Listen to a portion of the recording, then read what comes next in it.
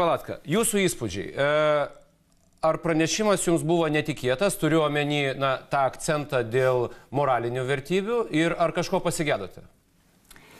O galima, Edmundai, į jūsų daržą įmesti ne akmenį, bet puntuką? Galit. Gerai. Tai prezidentės metinis pranešimas yra sena naujiena, todėl kad po jo praėjus valandą ir pusantros Lietuva sužinojo, kad Lietuvos teismas nustatė, jog Lietuvoje nebuvo jokios okupacijos. Ir man tai yra tokia žinia, kuri užtemdo visus prezidentės ir visus prieš tai buvusių prezidentų pranešimus. Negana to, teisėjai priklauso prezidentės įtakos sferai.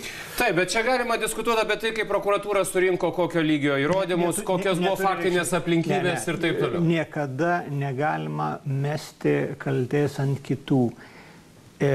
Sprendimą, verdiktą Lietuvos Respublikos vardu priėmė 3 teisėjai – Cininas, Lemežis ir Mačionytė.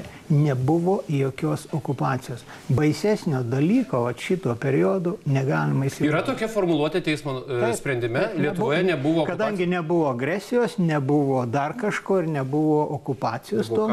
Nebuvo karo, agresijos ir okupacijos. Nesvarbu, kuo tai remiantis. Teismas priimdamas iš prokuratūros bylą, sako, vyrai, jūs nepadarėte iki galo, jūs turit papildyti.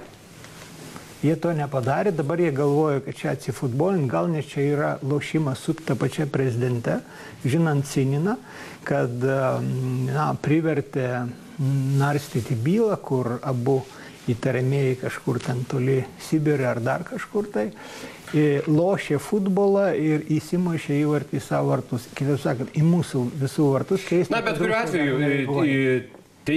yra galimybė skųsti tokį sprendimą ir taip toliau.